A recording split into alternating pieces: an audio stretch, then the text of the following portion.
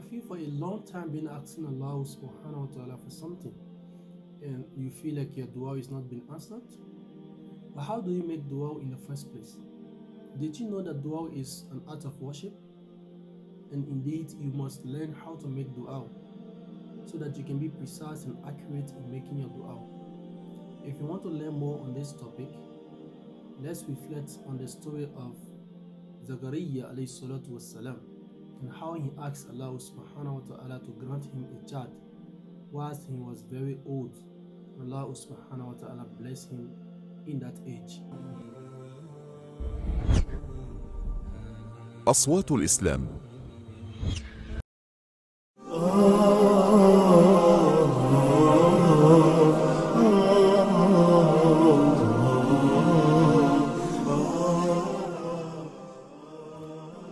بسم الله الرحمن الرحيم الحمد لله رب العالمين ثم الصلاة والسلام على نبينا محمد وعلى آله وأصحابه أجمعين.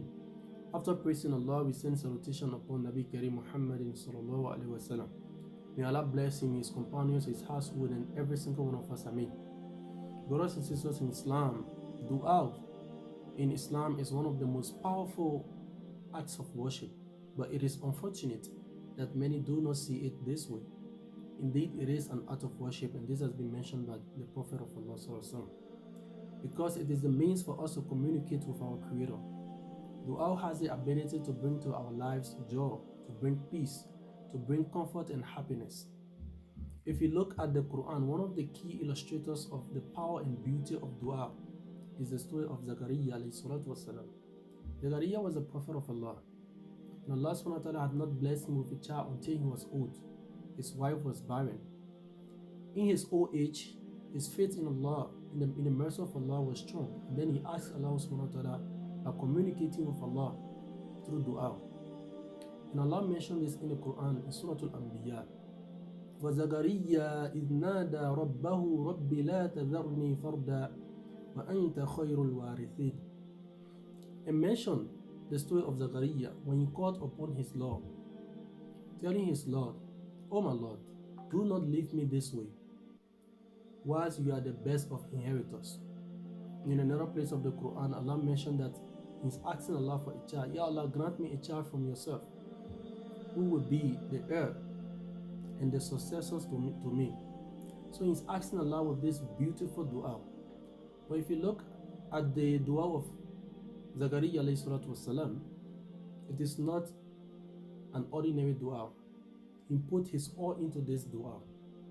And Allah subhanahu wa ta'ala actually mentioned this in Surah Maryam when Allah talking about the dua of Zakariya alayhi salatu wasalam. Look at the beautiful words of supplication. He's telling Allah, communicating with Allah through his dua. Ya Allah, my bones are weak. My wife is barren. And I've never been to you in my dua, in my supplication, unsuccessful. I've never been to you in my dua unhappy. So he's presenting his case to Allah. He's in communication with Allah. This precise way of asking Allah for something. Zakariya did not just go to Allah, Ya Allah, I need a child, Ya Allah, I need a child. When he actually established that link, that communication with Allah subhanahu wa ta'ala, presenting his case to Allah, this is what I want, oh Allah. Grant me a child from yourself. You are seeing my condition. Ya Allah, you know my condition. Of course, Allah knew his condition. When he's reiterating this to Allah subhanahu wa ta'ala for emphasis. So this is how beautiful the dua of Zakariya alayhi salatu wasalam is. And we can get lessons from this. That when we are communicating with Allah through dua, we should be precise, we should be accurate, we should be eloquent in our dua. The same way you like to put yourselves together, the same way you like to conduct yourself when you have an interview with maybe the president of the country or any other known person that you know.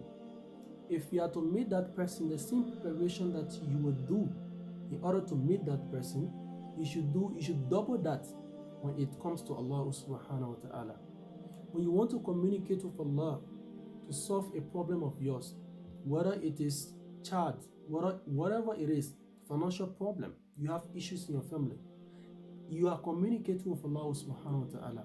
You have to put your words together. You have to put yourself together. You have to present all of your problems to Allah.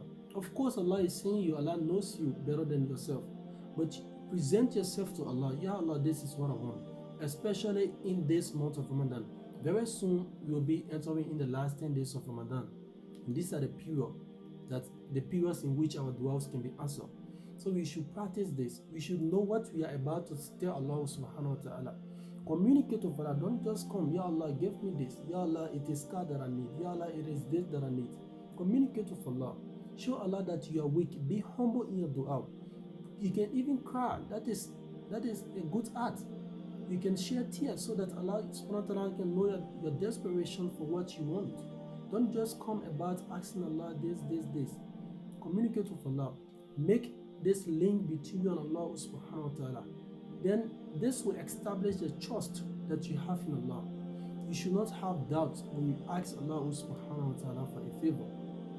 So know that dua is the form of worship. Put yourself in a position to make dua in a precise and beautiful manner, in that eloquent manner, in that way that you would like to speak to any other person, any other popular person of this world. Double the effort, communicate with Allah, and then your du'as will be answered. The same way Allah subhanahu wa ta'ala answered the dua of Zakariya A.S. by giving him another prophet who was Yahya A.S. We ask Allah subhanahu wa ta'ala to accept our dua. We are about to enter in the last 10 days of Ramadan very soon. So we ask Allah subhanahu wa ta'ala, whatever dua that we have, that we are preparing, we ask Allah subhanahu wa ta'ala to answer it for us. We have our parents. We ask Allah subhanahu wa ta'ala to bless them. Those who are deceived, we ask Allah subhanahu wa ta'ala to forgive their sins, to grant them Jannatul Firdaus, to make their graves a garden from the gardens of paradise. Until we meet again, Assalamu alaikum wa rahmatullahi wa barakatuh.